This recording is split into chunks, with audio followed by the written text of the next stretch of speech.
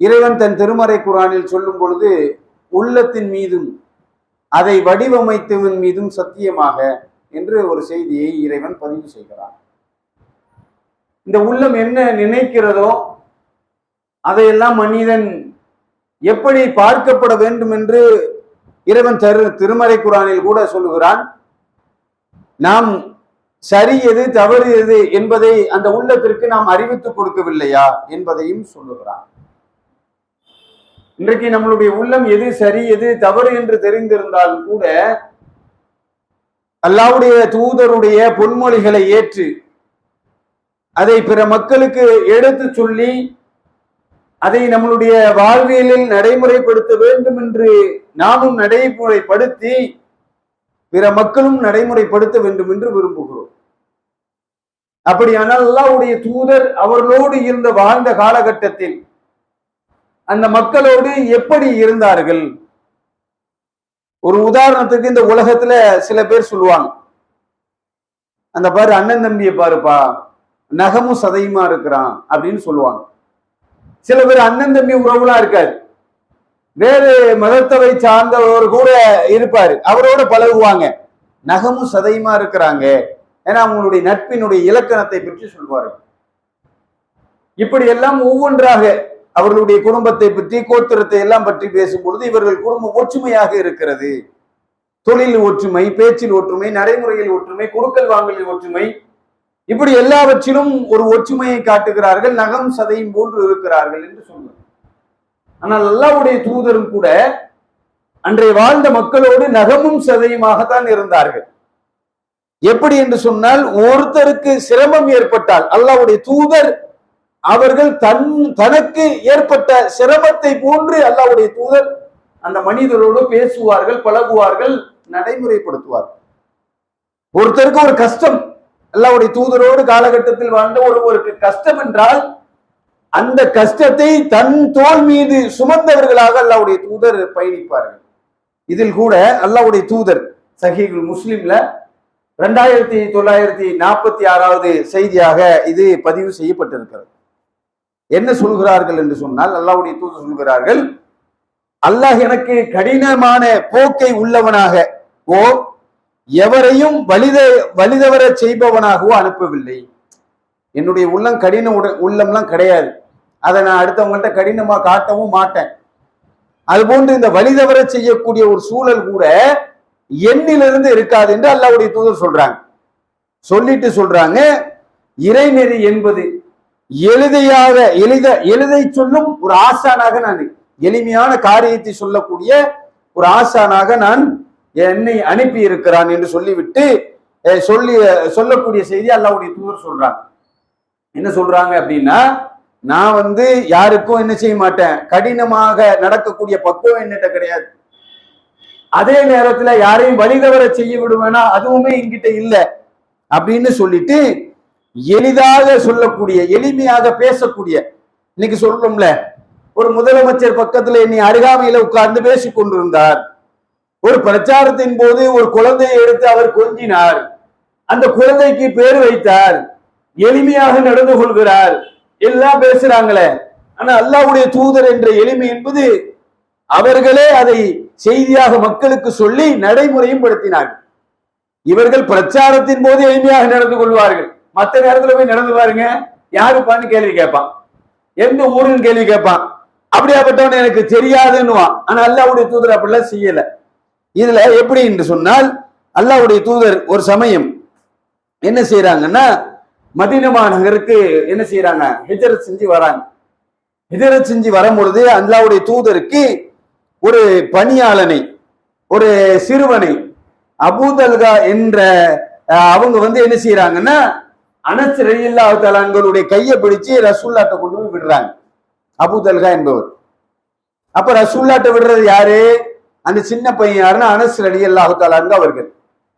இவங்களை உங்களுடைய வேலைக்கு பயன்படுத்திக்கங்க அப்படின்னு சொல்லி விடுறாங்க. அப்போ சொல்லும் பொழுது அபூதல்கா சொல்லிட்டே சொல்றார். எப்படின்னா, ஒரு சில பயான் ஆரம்பிக்கும் போது ஒரு பீடிகையோட ஆரம்பிப்போம்ல, பயானுடைய தலைப்புக்கு போறதுக்கு முன்னாடியே சில ஒரு ஹின்ஸ் எல்லாம் சொல்லிட்டு சொல்லுவோம்ல, அப்படி அபூதல்கா சொல்றாரு, இந்த அனஸ் என்பவன் புத்திசாலி சிறுவன். அல்லாஹ்வுடைய தூதருக்கு செய்தியை சொல்றாங்க, புத்திசாலி சிறுவன் என்று சொல்லிட்டு இவனை உங்களுடைய இந்த வேலைக்கு பணியமர்த்திக்கங்க அப்படின்னு சொல்லிட்டு அவங்கள்ட்ட விட்டுறாங்க. விட்டா அல்லாஹ்வுடைய தூதர் அவரை பணியமர்த்து வச்சுக்கிட்டு என்ன செய்யறாங்கன்னு சொன்னா, அதாவது அனஸ் ரலியல்லாஹு தஆலா அவர்கள் சுமார் 10 ஆண்டு காலம் அல்லாஹ்வுடைய தூதரிடம் என்ன செய்யறாங்க, ஊழியனாக பணிபுரிகிறார்கள். ஆனால் அந்த 10 ஆண்டுகளும் கூட அல்லாஹ்வுடைய தூதர் அனஸ் ரலியல்லாஹு தஆலா எப்படி நடந்துகிட்டாங்க தெரியுமா? கடினமான ஒரு நிலையை நடக்கல. ஒரு சிறுவன் என்று சொன்னால் அவனுடைய மனோபக்குவம் என்ன, அவனை மனோ ரீதியாக அவனை எப்படி பண்படுத்துவது என்று அல்லாஹ்வுடைய தூதர் அந்த செய்தியை அவர்கள் எப்படி நடந்து கொண்டார்கள் என்று அனஸ் ரலியல்லாஹு தஆலா அவர்களே சாட்சி சொல்கிறார்கள். என்ன சொன்னாங்க தெரியுமா? நான் அல்லாஹ்வுடைய தூதரிடம் 10 ஆண்டு பணியாற்றினேன். ஆனால் அந்த 10 ஆண்டில் இதை ஏன் நீ செய்தாய், இதை ஏன் நீ செய்யவில்லை என்று என்னிடம் எதையும் கேட்கவில்லை என்று அனஸ் ரலியல்லாஹு தஆலா அவர்கள் சொல்லக்கூடிய காட்சிகளை பார்க்கிறோம். ஆனா நம்மளா இருந்தா அப்படியா? ஒரு கடையில ஒரு ஊழியனே இருக்கிறார், ஒரு 9 மணிக்கு வரணும் 10 மணிக்கு வரணும், நம்ம ஒண்ணு செய்வோம், ஒரு ஆர்டரை போட்டுருவோம். ஒரு 9:05 ஒரு 10:05க்கு வந்தா நம்ம உள்ள தாங்குமா? ஏன்பா ஏன் லேட்டு? இவர் கேட்டதுக்காக நம்ம பொய் சொல்லக்கூடிய காட்சிகளை பார்க்கிறோம். அப்ப என்ன, இதெல்லாம் எதை காட்டுகிறது என்று சொன்னால், நளினம் என்பது நம்மளோடு இருக்க வேண்டும். இன்றைக்கு நளினம் எப்படி இருக்கு தெரியுமா? பிறரிடம் இருக்க வேண்டும் என்று எதிர்பார்க்கிறோம், ஆனா நம்மள்கிட்ட இல்ல. நளினமாக இருக்க வேண்டும் என்று நாம் விரும்புகிறோம், ஆனா எங்க இருக்கோம்? நாம நடக்கிறோமா? இல்ல. அதான பிறர்கிட்ட நம்ம எதிர்பார்க்கக்கூடிய நிலையை பார்க்கிறோம். ஆனா அல்லாஹ்வுடைய தூதர் அந்த நளினத்தை அந்த சிறுவருக்கு கற்றுக் கொடுத்தார்கள். எப்படி? இதை யாப்பா செஞ்ச, இதை ஏன் செய்யல அப்படிலாம் கேள்வி கேட்கல. இது எப்போ? 1 வருஷம் 1 மாசம் 2 மாசம் கிடையாது, சுமார் 10 ஆண்டு காலம் அல்லாஹ்வுடைய தூதர் அந்த அனஸ் ரலியல்லாஹு தஆலா அவர்களிடம் எளிமையாக நடந்து கொண்ட அந்த நிகழ்வை நம்மளால் பார்க்க முடிகிறது. இதுல பார்த்தீங்கன்னு சொன்னா அல்லாஹ்வுடைய தூதர் நபிகள் நாயகம் ஸல்லல்லாஹு அலைஹி வஸல்லம் அவர்கள் எப்பவுமே அவங்கள்ட்ட ஒரு எளிமையான ஒரு மனோபக்குவம், அது நம்மளாம் வளர்த்து கொள்ளக்கூடிய. ஏன்னா அல்லாஹ்வுடைய தூதர் சொல் நமக்கு முக்கியம், செயல் முக்கியம், அங்கீகரிச்சது முக்கியம். ஆனா இந்த மூன்றையும் விட்டுட்டு நம்ம இன்னைக்கு உலக கதையை பேசிக்கிட்டு இருக்கிறோம். எப்படி அப்படின்னா, இன்னைக்கு பாருங்க, ஃபஜர் தொழுகை இருக்கா இல்லையா? அந்த ஃபஜர் தொழுகை என்பது எவ்வளவு முக்கியமான ஒரு தொழுகை. அல்லாஹ்வுடைய பாதுகாப்பு வேண்டும் என்று விரும்பக்கூடியவர்கள் நிச்சயமாக அவர்கள் ஃபஜர் தொழுகை தொழுவார்கள். நாம இன்னைக்கு என்ன கேட்கிறோம்? யா அல்லாஹ் எனக்கு பாதுகாப்பு வேணும், எனக்கு சொத்தை கொடு, எனக்கு சுகத்தை கொடு, எனக்கு காரை கொடு, பங்களா கொடுன்னு கேட்கிறோமே. அதெல்லாம் தாண்டி என்னன்னா பாதுகாப்பு மிக முக்கியம். பாதுகாத்தா தானே நம்ம இதெல்லாம் அனுபவிக்க முடியும். அப்ப பாதுகாப்பு முக்கியம் என்று சொன்னால் இந்த ஃபஜர் தொழுகை என்பது அல்லாஹ்வுடைய பாதுகாப்பினுடைய வளையத்திற்கு அவர் வருவார். ஆனா பாருங்க, அந்த வளையத்திற்கு வர வேண்டும் என்ற அந்த நிலை நம்மளிடம் இருக்கிறதா? என்னைக்கு அன்றாடம் நம்மளுடைய கடைகள்ல, நம்மளுடைய காரியங்கள்ல, நம்மளுடைய வாகனத்துல, நம்மளுடைய வீட்டுல எல்லாத்திலையும் எதை எதிர்பார்க்கிறோம்? ஒரு ரெஸ்பான்ஸ் எதிர்பார்க்கிறோம்ல. இப்ப நாம என்ன காலையில கண்ணு முழிக்கிறோம், முழிச்ச உடனே என்ன, காப்பி போட்டு தரணும். யார் போட்டு தரணும்? மனைவி போட்டு தரணும்னு எதிர்பார்க்கிறோம்ல. இந்த எதிர்பார்ப்பு தான் இறைவனிடம் இருக்கிறது. எப்படி இருக்கிறது? என்னுடைய அடியான், அவனை நான் படைத்து இருக்கிறேன், அவனுக்காக சில சட்டதிட்டங்களை கொடுத்து இருக்கிறேன், கடமைகளை கொடுத்து இருக்கிறேன். அந்த கடமையான காரியத்தை அவன் எங்க நிக்கணும்னா முன்சப்புல நின்று நன்மையை பெற்றுக் கொள்ளுங்கள் என்று சொல்கிறான் அல்லாஹ். வாங்க, ஓடி வாங்க. எப்படி வாங்க? அல்லாஹ்வுடைய தூதருடைய காலகட்டத்துல இந்த முந்தைய சப்பு இருக்குல்ல, அந்த சப்புக்கு போட்டி போட்டாங்க. எப்படி போட்டி போட்டாங்க தெரியுமா? யாரு, நீங்களா நானா, நீங்களா நானா. ஆனா இன்னைக்கு நம்ம எப்படி இருக்கிறோம்? முந்தைய சப்ப நிரப்புறமா கிடையாது, பின்னாடி உட்கார்ந்து இருக்கிறோம். ஏன் பின்னாடி உட்கார்ந்தோம்? எனக்கு எல்லாம் சௌகரியமான இடம், இந்த இடத்தை தவிர வேற ஒண்ணுமே இல்ல. முன்னாடி நின்றோம்னு சொன்னா எந்திரிச்சு வெளியே போக முடியாது, இப்பெல்லாம் நினைக்கிறோமே. அப்ப முந்தைய சப்பருக்கு நன்மை இருக்கிறது என்று சொன்னால் அந்த நன்மைக்கு போட்டி போடக்கூடியவர்களாக அன்றைய வாழ்ந்த நகமும் சதையுமாக இருந்த அல்லாஹ்வுடைய தூதர் அந்த பாடத்தை அவர்களுக்கு கற்றுக் கொடுத்தார்கள். என்ன சொன்னாங்க?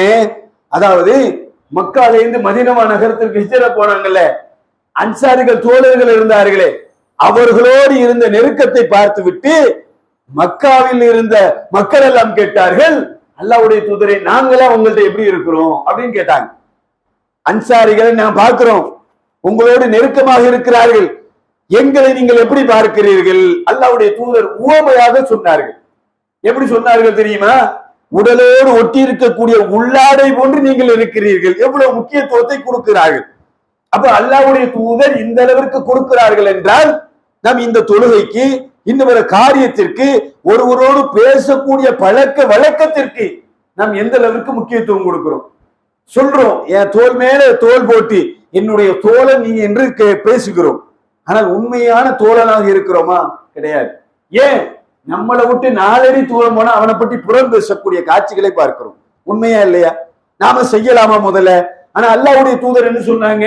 புறம் பேசாதீங்க. ஏன்? தன்னுடைய சகோதரனுடைய மாமிசத்தை யாராவது சாப்பிட விரும்புவாங்களா? எந்த அளவிற்கு இதை ஒரு தாக்கமாக வலிமையாக அல்லாஹ்வுடைய தூதர் சொல்கிறார்கள் என்று நாம் பார்க்க வேண்டும். அதுல கூட பாருங்களேன், அல்லாஹ்வுடைய தூதர் நபிகள் நாயகம் ஸல்லல்லாஹு அலைஹி வஸல்லம் எளிமையாக நடந்து கொண்டார்கள் என்று இந்த செய்தி எதுல வருதுன்னு சொன்னா இப்னு மாஜால 529வது செய்தியாக வருகிறது. அதுல அல்லாஹ்வுடைய தூதர் என்ன செய்யறாங்கன்னா, அல்லாஹ்வுடைய தூதர்கிட்ட ஒரு கிராமவாசி பக்கத்துல உட்கார்ந்துக்கிறார். பக்கத்துல உட்கார்ந்துட்டு பிரார்த்தனை பண்றார், யா அல்லாஹ் இந்த முகமதுக்கும் எனக்கும் யா அல்லாஹ் மன்னிப்பை வழங்கு. அவர் கேட்கிற கேள்வி யாருக்கிட்ட உட்கார்றாரு? இந்த நாட்டினுடைய அந்த ஜனாதிபதியாக, ஆட்சி தளபதியாக, இஸ்லாமிய தளபதியாக, அந்த ஊர் ஜமாத்தினுடைய தளபதியாக யார் இருக்கிறா? அல்லாஹ்வுடைய தூதர் இருக்கிறாங்க. அவருக்கு ஒரு கிராமவாசி வரார். இன்னைக்கு எங்கேயோ கடை கோடியில் இருந்தவன் ஒருவன் வந்து விட்டான் என்றால் அதை புகைப்படம் எடுத்து வலைதளங்களில் பரப்பக்கூடிய சமூகத்திற்கு மத்தியில் அல்லாஹ்வுடைய தூதர் எப்படி இருந்தாங்க? ரோல் மாடல் எப்படி இருந்துச்சு அப்படின்னா, அவர் வரார், பக்கத்துல உட்கார்ந்துட்டு யா அல்லாஹ் எனக்கும் இந்த தூதருக்கும், அல்லாஹ்வுடைய தூதராக இருக்கக்கூடிய முகமதருக்கும் மன்னிப்பை வழங்கு அப்படின்னு சொல்லிட்டு எங்களை சேர்த்து வேறு யாருக்கும் நீ மன்னிக்காத அப்படி கேட்கிறார். எப்படி கேட்கிறாரு? எனக்கும் மன்னிப்பு கொடுத்துரு, இந்த முகமதுக்கும் மன்னிப்பு கொடுத்துரு, வேற யாரையும் மன்னிக்காத அப்படின்னு என்ன செய்யறாரு? இந்த பிரார்த்தனையை கேட்கிறார். இதை கேட்ட மாத்திரத்தை அல்லாஹ்வுடைய தூதர் என்ன செய்யறாங்க? சிரித்து விட்டார்கள். அந்த செய்தியில சிரிச்சுட்டு சொல்றாங்க, அல்லாஹ் என்பவன் அவனுடைய விசாலமான தன்மை என்பது நீண்ட நெடியதாக இருக்கிறது. அதை நீ என்ன செய்யாத, தடுக்க கூடாது.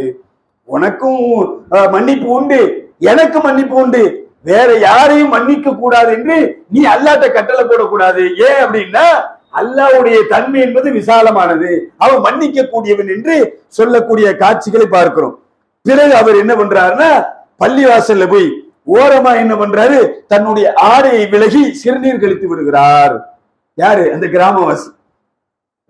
கிராமவாசி சிறுநீர் கழித்ததற்கு பின்பு அவர் என்ன செய்யறாருன்னா, இப்படி செஞ்சிருக்க கூடாது என்று உணர்ந்ததுக்கு பின்பாக அல்லாஹ்வுடைய தூதர் அவருக்கு பக்கத்துல கடுமையாக எச்சரிக்கவில்லை. அந்த அந்த செய்தியில வருது, கடுமையாக ஏசவில்லை, சத்தமும் போடல, ஏசவும் இல்லை. என்னிடம் என்ன சொன்னார்கள் என்றால் அல்லாஹ்வுடைய தூதர் சொன்னார்கள், இது பள்ளிவாசலாகும். ஒரு வந்தாரு, பிரார்த்தனை பண்ணாரு, அது வரைக்கும் ஓகே. இன்டர்வல் சொல்லுவாங்களே, ஃபர்ஸ்ட் பார்ட் ஓகே. 2வது பார்ட் என்ன பண்றாரு? போய் பள்ளிவாசலே சிறுநீர் கழிச்சிடறாரு. ஆனா அல்லாஹ்வுடைய தூதர் என்ன செய்யறாங்க? அவர்கிட்ட போய் தன்மையை பேசி, இது பள்ளிவாசல் என்று சொல்லிவிட்டு இதில் நீ சிறுநீர் கழிக்க கூடாது அப்படின்னு சொல்லிட்டு, இது அல்லாஹ்வை நினைவு கூறக்கூடிய ஒரு தொழுகைக்கு கட்டப்பட்டுள்ளது. தொழுகைக்காக அல்லாஹ்வை நினைவு கூறுவதாக இந்த இந்த கட்டடம் இது கட்டப்பட்டுள்ளது என்று சொல்லிட்டு ஒரு வாளி தண்ணியை கொண்டு வாங்க. ரசூலுல்லாஹ் என்ன செய்யறாங்க? ஒரு வாளியை தண்ணீர் கொண்டு வர உத்தரவிட்டு அந்த சிறுநீர் கழித்த இடத்தில் அந்த வாளியினுடைய தண்ணீரை அல்லாஹ்வுடைய தூதர் அப்படியே ஊற்றி விட்டார்கள் என்ற செய்தியை இப்னு மாஜாவில் பார்க்கிறோம். இன்னைக்கு பார்க்கிறோம் நம்மளுடைய வாழ்க்கையில இந்த நளினம் இல்லாததனுடைய விலை. ஒரு ஒரு ஹதீஸ் கூட பாருங்களேன். இந்த ஹதீஸை நம்ம முன்வைக்கிறோம். மனிதனுக்கு செய்யறோம்ல, இதுல சரியா நடக்கலன்னு வச்சுக்கோங்களேன், நாளை தீர்ப்பு நாள்ல இவனை கொண்டுதான் தீர்ப்பு வழங்கப்படும். அதற்கு அல்லாஹ்வுடைய தூதர் சொல்லுகிறார்கள், உலகத்துல வாழும் பொழுது ஒரு கொம்பு, நல்ல கொம்பு உடைய ஆடு நம்மள குர்பானிக்கு முடிச்சிருப்போமே, அப்படி 2 சுத்து 3 சுத்துலாம் சுத்தி இருக்குமே, ஒரு நல்ல கொம்பு உடைய ஆடு உலகத்துல நல்ல கவனிச்சு பாருங்க. மாலிகி யௌமித்தீன், நியாய தீர்ப்பு நாளுடைய அதிபதி, அவனுடைய நியாய தீர்ப்பு எப்படி இருக்கும் என்று இந்த ஒரு செய்தி போதுமானது. என்ன செய்யறாங்க? கொம்புடைய நல்ல கொம்புடைய ஒரு ஆடு ஒரு கொம்பில்லாத ஆட்டை முட்டி காயப்படுத்தி விட்டால் அதற்கு பகரமாக நாளை மறுமையில அதே கொம்பு உள்ள ஆட்டை கொம்பு இல்லாத ஆட்டை அழைத்து வந்து அல்ல முட்டை செய்வானாம், பழித்திருப்பானாம். பலினா என்ன? தீர்ப்பு வழங்கணும்ல. இந்த உலகத்துல ஒரு பலகீனமானவன் இருக்கிறான், ஒரு பலம் வாய்ந்தவன் இருக்கிறான். இந்த ரெண்டு பேரையும் மோத விட்டா யார் ஜெயிப்பா? பலம் மிகுந்தவன் தான் ஜெயிப்பான். அப்படி அநியாயமா செஞ்சியா நாளைக்கு மறுமையில ஒரு சாட்சியாகவே எப்படி கொண்டு வருவானா? கூப்பிட்டுட்டு வருவானா? எப்படி? கொம்பு உள்ள ஆடு அன்னைக்கு நடந்துச்சுல அந்த ஆட்டை கூட்டுவா. கொம்பு இல்லாத ஆட்டை பதம் பார்த்துச்சுல அந்த கொம்பு இல்லாத ஆட்டுக்கு இறைவன் பவரை கொடுத்து கொம்பு இருக்கிற ஆட்டை பவரை புடுங்கி விட்டுருவான். புடுங்கி விட்டு என்ன? கொம்பு இல்லாத ஆடு அந்த கொம்பு உள்ள ஆட்டை முட்டி மோதி சேதப்படுத்தும். இதுதான் அல்லாஹ்வுடைய தீர்ப்பு. இதை எப்படி வச்சுக்கங்க. நம்மளோடு எத்தனை பேர் உலாவுறோம்? சக தோழர்களாக, நண்பர்களாக. இன்னும் சொல்வதாக இருந்தால் இரத்தத்தை தாண்டி இந்த கொள்கைக்காக, உறுதியான காரியத்திற்காக, மார்க்கத்திற்காக நம்மள அவரோடு இணக்கத்தோடு இருப்போமே, அவர்கிட்ட நாம எப்படி நடந்துக்கிறோம் சிந்திச்சு பார்த்திருக்கிறோமா? நம்ம நாளைக்கு மறுமையில பாருங்க, அல்லாஹ்வுடைய தூதருக்கு எச்சரிக்கையாகவே சொல்லுகிறார். இந்த சமூகத்தில் நாளை மறுமையில ஒரு மனிதரை அல்லாஹ் எழுப்புவானா. எழுப்பி என்ன பண்ணுவானா? அவர் மூட்டை முடிச்சுகளோடு நல்ல அமல்களோடு வருவார். என்ன செய்வாரு? தர்மம் செஞ்சிருப்பாரு, அது ஒரு மூட்டை நிறைய இருக்கும். ஹஜ்ஜு செஞ்சிருப்பாரு, அது ஒரு மூட்டையில இருக்கும். உம்ரா செஞ்சிருப்பாரு, அது ஒரு மூட்டையில இருக்கும். நல்ல தொழுது இருப்பாரு, அது ஒரு மூட்டையில இருக்கும். சுன்னத்தான தொழுது இருக்கும், அது ஒரு மூட்டையில இருக்கும். இப்படி சொர்க்கத்துக்குரியவராகவே அங்கு அழைத்து வரப்படுவார். அல்லாஹ்வும் சொல்லுவான். என்ன சொல்லுவான் தெரியுமா? சொர்க்கத்துக்கு போயிருவான். போயிருந்து சொல்லுவானே அவருக்கு என்ன சந்தோஷம் தானே. ஏன்? உலகத்துல நல்லா தொழுதார், பள்ளிவாசல் முதல் சப்பு தவறாம கடைபிடித்தார், எல்லா காரியத்தையும் செஞ்சார், வாரி வாரி வழங்கினார், எல்லா நன்மையாயும் செஞ்சிட்டாரு. ஆனா உலகத்துல சக தோழர்களோடு, சக மனிதர்களோடு உரிமைகள் மீது அவர் கை வைக்கப்பட்டால் நாளை மறுமையில் தீர்க்கப்படும். இந்த உலகத்துல எப்படி தீர்க்கப்படாதோ நாளை அதுதான் மறுமையில் தீர்க்கப்படும். எப்படி? அவரை ஏன் சொர்க்கத்துக்கு அனுப்புற? அல்லாஹ்ட்ட ஒருத்தர் வந்து பேசுவார். பேசக்கூடியவர் யாரா இருப்பாரு? அவரோடு நகமும் சதையுமாக இருந்தவர், தோளோடு தோல் நின்றவர். அவருடைய உணவை எடுத்து இவர் சாப்பிடக்கூடிய தருணத்திலும் ஒரே டீய ரெண்டு பேர் பகிர்ந்து சாப்பிட்ட நண்பராக கூட இருக்கலாம். சொல்றாங்கல்ல, நான் வெளிநாட்டுல போனேன், கஷ்டப்பட்டேன், சம்பாதிக்கும் பொழுது என்னுடைய உடம்புலியிலிருந்து ஒருவர் வந்தார், என் நேசத்துக்குரியவராக மாறினார். ஒரே தட்டுல சாப்பிட்டோம், ஒரே தட்டுல நம்மளுடைய உணவை அருந்தினோம், எல்லாத்திலையுமே ஒன்னா இருந்தோம், எங்க போனாலும் ஒன்னா தான் போனோம். ஆனா அவருடைய உரிமையில சரியா நடக்கல, நல்லினமாக நடக்கல அப்படின்னா நாளைக்கு மறுமையில என்ன செய்வான் தெரியுமா? இவரையா சொர்க்கத்துக்கு அழைச்சு அவர் என்ன செஞ்சார் தெரியுமா? என்னுடைய மானத்தோடு விளையாடினார். என்னோடு உயிருக்கு உயிராக இருந்த நண்பனிடம் என்னுடைய குறையை அவர் அங்கு கொண்டு போய் சேர்த்தார். அப்ப என்ன செய்யறது? அல்லாஹ் என்ன கேப்பா? என்னப்பா பண்றது? இப்போ அவர்கிட்ட இருக்க நன்மையை நீ வச்சுக்கோன்னு சொல்லுவான். அப்படி அதுக்கப்புறம் என்ன நடக்கும்? இன்னொருத்தர் ஓடி வருவார். யாரெல்லாம் இவரையா சொர்க்கத்துக்கு போடுற? நான் ஒரு 10,000 ரூபாய் காசு கொடுத்தேன், இந்தா தரேன் அந்தா தரேன்னு தரவே இல்லை. உலகத்துல நீ ஏமாத்திட்டாரு. அந்த 10,000 ரூபாய்க்கு எனக்கு தீர்ப்பு வேணுமே, எனக்கு தீர்ப்பு வழங்கு. என்ன செய்வார்ல? எப்படி மூட்டை முடிச்சுகளோடு சொர்க்கத்துக்குரியவராக அல்லாஹ்வுடைய சன்னிதானத்தில் இருந்து அவர் சொர்க்கத்திற்கு செல்ல வேண்டும் என்று அவர்கள் அழைக்கப்பட்ட போதிலும் அந்த நன்மையெல்லாம் என்ன செய்வான்? அல்லாஹ் வாங்கி இங்க குடி. இப்படியே கொஞ்சம் கொஞ்சமாக அந்த நபரிடம் இருந்து நன்மைகள் பறிக்கப்பட்டு ஒரு கட்டத்தில் அவர் மீது குற்றப்பத்திரிகை வாசிக்கும் பொழுது நன்மை இல்லை. என்ன செய்யறது? எல்லாம் என்னை வந்து என்ன செஞ்சாரு? அநியாயமான முறையில ஒரு சமயத்துல என்னை அடித்து விட்டார். அதுக்கு என்னப்பா செய்யறது? அவர்கிட்ட நன்மை இல்லை, உன்னிட்ட தீமை இருக்குல்ல, அந்த தீமையை கொண்டான் அவர் தலையில. இவரைத்தான் அல்லாஹ்வுடைய தூதர் சொல்றாங்க முஃப்லீஸ்ங்கறாங்க, ஓட்டாண்டி என்கிறார்கள். நல்ல மூட்டை முடிச்சுகளோடு சொர்க்கத்துக்குரியவராக அல்லாஹ்வுடைய சன்னிதானத்துக்கு வந்திருந்தும் கூட அவர் சொர்க்கத்திற்கு செல்ல முடியாமல் நரகத்திற்கு சென்ற காரணம் என்ன? நம்ம சகோதரனோடு பேசிக்கணும். பாத்தியா, காசு கொண்டு வந்து அவன் தோரணை நேத்து வந்த பணக்காரன் ஒரு இகழ்ச்சியாக, ஒரு அவமதிப்பாக அல்லாஹ்வுடைய தூதர் கடுமையாக எச்சரிக்கிறார்கள்.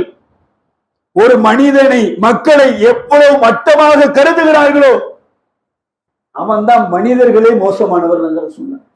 நம்ம எல்லாம் இருக்கிறோம்ல, அவங்களுக்குன்னு ஒரு மதிப்பு இருக்கு. அவங்களுக்கு பேச தெரியாம இருக்கலாம், நடக்க தெரியும். சிலர் நடக்க தெரியாம இருக்கலாம், பேச தெரியாது. சிலதுல பாத்தீங்கன்னா நம்மளை விட உயர்ந்தவராக இருக்கலாம், கொடுக்கலில் உயர்ந்தவராக இருக்கலாம், பேச்சில் உயர்ந்தவராக இருக்கலாம், நடவடிக்கையில் உயர்ந்தவராக. நமக்கு தெரியுமா? தெரியாது. அப்ப என்ன பண்ணணும்? சொல்றோம்ல, அல்லாஹ்வுடைய தூதர் அதிகமான ஒரு செய்திய, கேள்விப்பட்ட செய்தி என்ன? பேசுனா நல்லதை பேசு, இல்லைன்னா என்ன அமைதியா இருந்துருவோம். அல்ல நாளைக்கு மறுமையில நம்மளை குற்றப்பத்திரிகை வாசிக்கக்கூடிய அளவிற்கு நம்மளை ஆக்கிவிடக் கூடாது என்று சொன்னால் நம்மளோடு இருக்கக்கூடிய சக தோழர்களிடம் எந்த அளவிற்கு நாம் நடந்து கொள்கிறோம். அல்லாஹ்வுடைய மார்க்கம் சத்தியம் இது. இன்னும் சொல்வதாக இருந்தால் எல்லாத்துக்கும் சொல்லுவேன், எனக்கு சேர்த்துதான் சொல்றேன். முதல்ல நான் சுய பரிசோதனை செய்யணும். நீங்க இருக்கீங்களா? நீங்க சுய பரிசோதனை.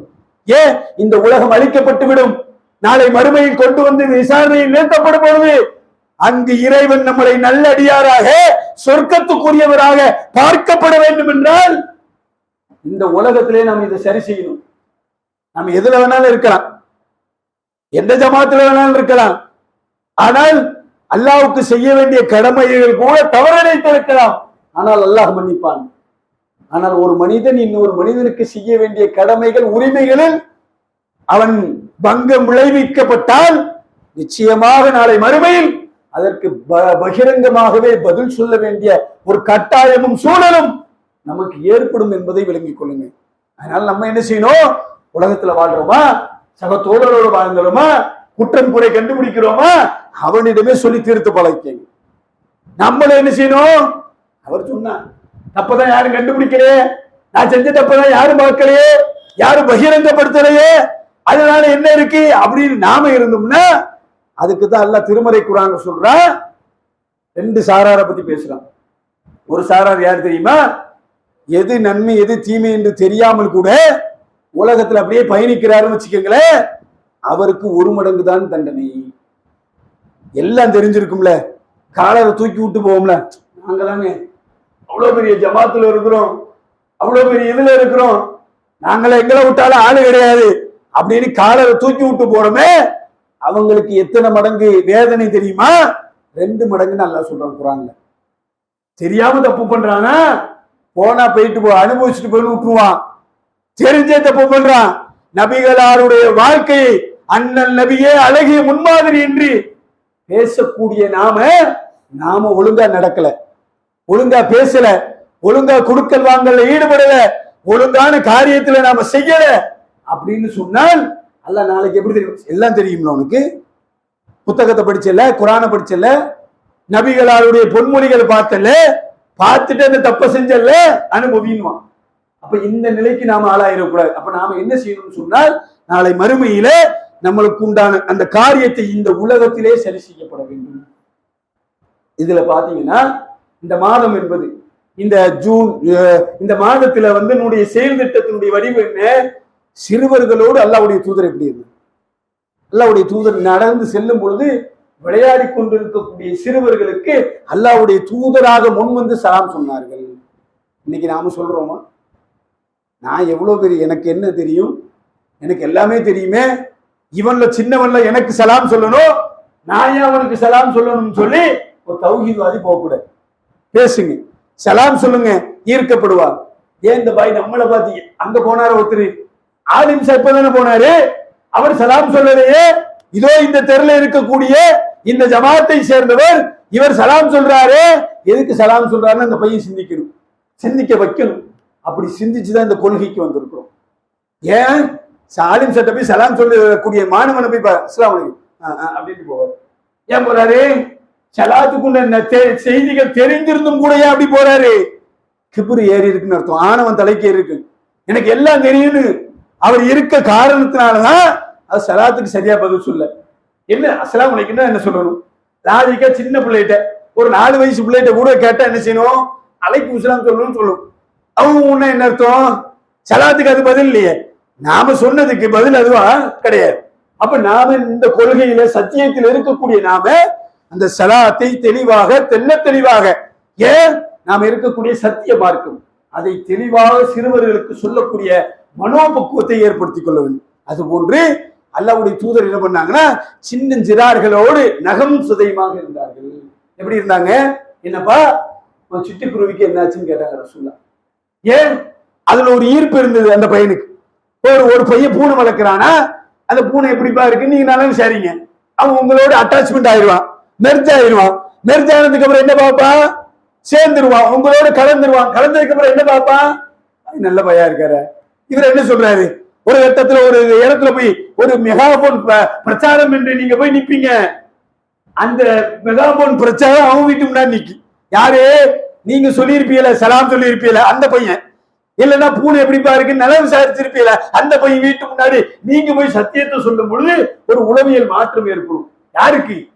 வாப்பாளர் சுன்னத் ஜமாத்தினுடைய செயலாளர், பொருளாளர், தலைவரா இருப்பாரு. இப்படி நடக்கு இன்றைக்கும் நடந்து கொண்டு இருக்கிற அல்லாஹ்வுடைய மகத்தான கிருபையினால் தலைவருடைய பயன்கள் எல்லாம் அவங்க வீட்டுல இருக்கக்கூடிய பெண்கள் எல்லாம் இந்த கொள்கையை ஈர்க்கப்பட்டு பள்ளிவாசலுக்கு வரக்கூடிய காட்சிகள் இன்றைக்கும் நடக்கிறது. அப்ப நீங்க ஒரு தெருமுனை பிரச்சாரம் பண்றீங்க, அந்த பையன் பாப்பான் ஏதோ காக்கா வந்திருக்கிறாரு, என்னத்தையோ சொல்ல போறாரு, ஒரு மெகாபோனை கொண்டு வந்திருக்கிறான்னு சொல்லி திண்ணையில உட்கார்ந்து கொண்டு இந்த சத்தியத்தினுடைய போதனைகளை, அல்லாஹ்வுடைய தூதருடைய செய்திகளை, அல்லாஹ்வுடைய மார்க்கத்தினுடைய செய்திகளை அவன் அறிந்து கொண்டால் என்ன நடக்கும்? நாளைக்கு அவன் மறுநாள் நம்ம சப்புல என்ன செய்யறான்? தொலை வைக்கக்கூடிய ஒரு நிலையை இன்றைக்கு பார்க்கிறோம். அல்லாஹ் அப்படி ஒரு சூழ்நிலையை உருவாக்குகிறான். எதனால்? அல்லாஹ்வுடைய தூதரிடம் அழகிய முன்மாதிரி. அல்லாஹ்வுடைய தூதர் என்ன செய்ய? ஒரு யூத சிறுவன்கிட்ட போய் தாவா பண்ணாங்க. என்ன செஞ்சாங்க? கடைசி நேரத்தில் என்ன ஆச்சு?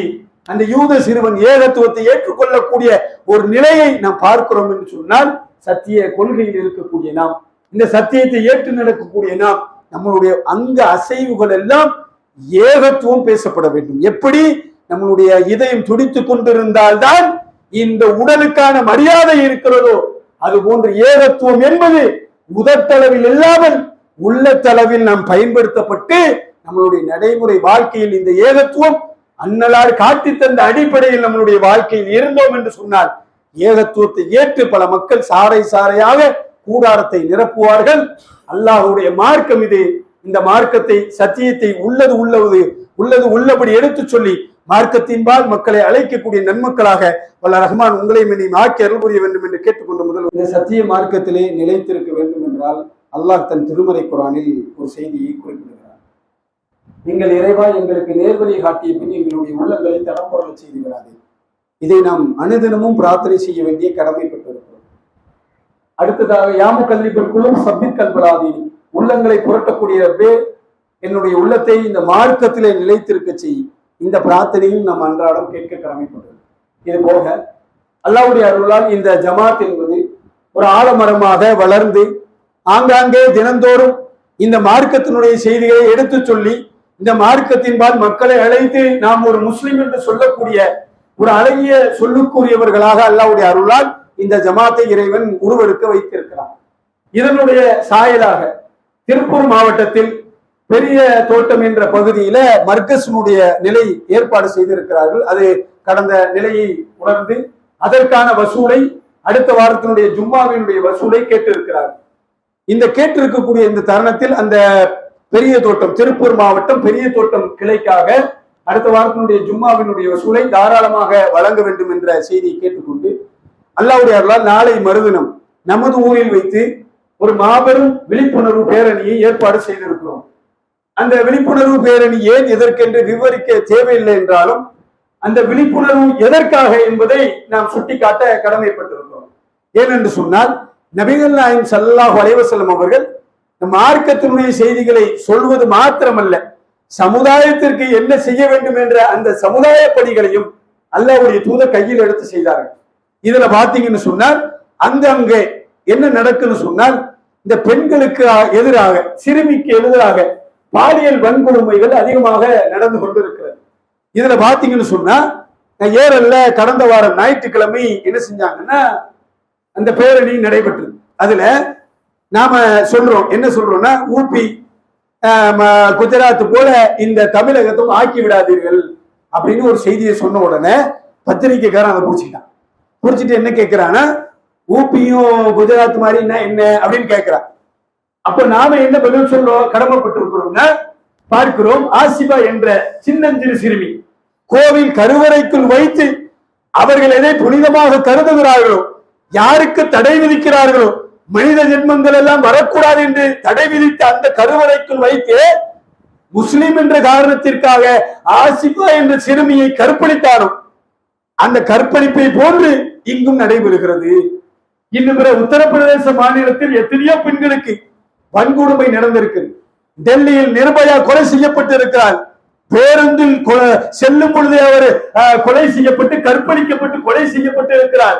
அது போன்று இல்லை, இந்த தமிழகத்திலும் தலைவிரித்து ஆடுகிறது என்று ஒரு பதிவை செஞ்சவங்க சொன்னா அவன் உள்ள ஏக்கம் இருக்கு. ஏன் அப்படி தெரியுமா? சொல்றது யாரு? பாயா பாக்குறான். அவ பாயினாலே அவனுக்கு என்ன உள்ளமெல்லாம் நடுநடுக்கத்தான் செய்யும். ஏன் நடுங்குது? பாயை தவிர வேற யாரும் உண்மை பேச மாட்டாங்க. அதாவது இன்னொரு கேள்வி கேட்கிறான். என்ன கேட்கிறான்? பாஜகவுல இருந்த ஒரு தலைவர் கட்சி ஆரம்பிச்சிட்டாரு, அதை பத்தி நீங்க என்ன நினைக்கிறீங்க? எல்லாம் எங்க எப்படி ஒரு இரையை தேடி கழுகு சுத்தி கொண்டு இருக்கிறதோ அது போன்று இஸ்லாமியர்களை சுத்தி கொண்டு இருக்கக்கூடிய பாசிச பயங்கரவாதம் மீடியாக்கள் வழியாக நமக்கு வருகிறது. இதை நாம் எப்படி எதிர்கொள்ள வேண்டும் என்று சொன்னால், நாம என்ன சொல்றோம்? அவர் புதுசா கட்சி ஆரம்பிச்சிருக்கிறாரு, ஆரம்பிச்சுட்டு போட்டோம். ஆனா அவர் எந்த ரூட்ல வந்தாலும் அவர் பாசிச சிந்தனை உடையவர் தான் என்பதை அழுத்தம் திருத்தமாக இந்த மக்களுக்கு சொல்லிக் கொள்கிறோம் என்று நாம ஏன் இந்த இடத்துல சொல்றோம் தெரியுமா? கேள்வி கேட்டா நீங்களும் பதில் சொல்லணும். அது அவர் பேட்டிக்கு பதில் சொல்லிட்டாரு. ஆனா நம்மகிட்ட கேள்வி கேட்பானே, நம்மளை சுத்தி வட்டமிடுறானே, கலங்கை போன்று பழந்தை போன்று வட்டமிடக்கூடியவர்களுக்கு நாம் பதில் சொல்ல வேண்டியது எப்படி? எந்த ரூட்ல யார் வந்தாலும் பாசிசம் பாசிசம் தான், மதவெறி பிடித்த மிருகங்கள் தான் என்று உணர்த்தும் வண்ணமாக இது போன்ற நிலையை நாம் இந்த ஜமாத்தின் வாயிலாக எடுத்து சொல்கிறோம் என்றால், இந்த ஜமாத்தை பார்க்கலாம். ஏழல்ல ஒரு மூதாட்டி, ஒரு 65 வயசு இருக்கும். நான் இப்படி நின்றுகிட்டு இருக்கிறேன், பின்னாடி அந்த அம்மா இன்னொரு நம்ம மக்கள்கிட்ட பேசிட்டு இருக்காங்க. என்ன பேரு, நீ என்ன நடத்துறிய, ஒண்ணுமே தெரியலையா? ஏன் தெரியுமா? அதுக்கு எழுத படிக்க தெரியாது. பேசுறதுலே விளங்கிட்டோம், எழுத படிக்க தெரியாது. அப்ப அந்த அவர் சொல்றாரு, இந்த சிறுமியெல்லாம் கற்பழிக்கிறாங்க, ஏன் மூதாட்டியை கூட கற்பழிக்கிறான். அப்ப இதுக்கெல்லாம் ஒரு முற்றுப்புள்ளி வைக்க வேண்டும் என்று சொன்னால் கடுமையான சட்டத்தை கொண்டு வர வேண்டும் என்பதற்காகத்தான் இந்த பேரணி நடக்கப்படுகிறது என்றால், அந்த மூதாட்டியிலிருந்து வரக்கூடிய வார்த்தை என்ன தெரியுமா? சரியான நேரத்துல சரியான முடிவு எடுத்திருக்கீங்க அப்படின்னு. கொஞ்சம் யோசிச்சு பாருங்க. அப்ப நாம நம்மளுடைய பகுதியில் இது போன்ற ஒரு மாபெரும் விழிப்புணர்வை ஏற்படுத்தி இருக்கிறோம் என்றால், நாம் இந்த ஊர்ல உள்ள மக்களை எல்லாம் அழைத்து வர வேண்டும். இந்த செயலுக்கு எதிராக, இந்த பாலியல் வன்கொடுமைக்கு எதிராக இந்த ஜமாத் எந்த சட்டத்தை நிறைவு செய்ய வேண்டும் என்று பாதிக்கப்பட்டவன் சொல்கிறானோ அந்த சட்டம் இறை சட்டம் என்பதை மக்களுக்கு உணர்த்தப்பட வேண்டும். உண்மையா இல்லையா? பாதித்த அந்த கோவை சிறுமியினுடைய ஒவ்வொரு நிகழ்வையும் பாருங்க. அது மாதிரி பாலியல் வன்கொடுமைக்கு ஆளாக்கப்பட்டு கொலை செய்யப்பட்டவனுடைய பெற்றோர் என்ன கதறுகிறான்? கூட்டிட்டு வாங்க, நடு ரோட்ல கொண்டு வந்து வைங்க, அவனை தூக்கிலிட்டு அவனை என்ன செய்யணும்? கொலை செய்யப்பட வேண்டும் என்று அந்த பெற்றோர் விரும்பக்கூடிய அந்த செயலைத்தான் திருமறை குர்ஆன் போதிக்கிறது என்பதை பாசிச சிந்தனை உடையவர்களுக்கு அவருடைய உள்ளத்தில் கொண்டு போய் சேர்ப்பதற்கு இந்த ஊர்ல இருக்க அனைத்து நிர்வாகிகளும் கடமைப்பட்டிருக்கிறது. அதை உணர்ந்து அந்த மாபெரும் பேரணிக்காக மக்களை அழைத்து அந்த பேரணியை சிறப்பான முறையில் நடைபெற செய்ய வேண்டும் என்பதை கேட்டுக்கொண்டு, ஒவ்வொரு நாளும் நான் இந்த 2 பிரார்த்தனையை அறிவித்தோம். அந்த பிரார்த்தனையை ஒவ்வொரு நாளும் ஒவ்வொரு வேளையும் அந்த பிரார்த்தனையோடு நம்மளுடைய பயணம் செல்ல வேண்டும் என்ற செய்தியை கேட்டுக்கொண்டு என்னுடைய உரையை நிறைவு செய்கிறேன்.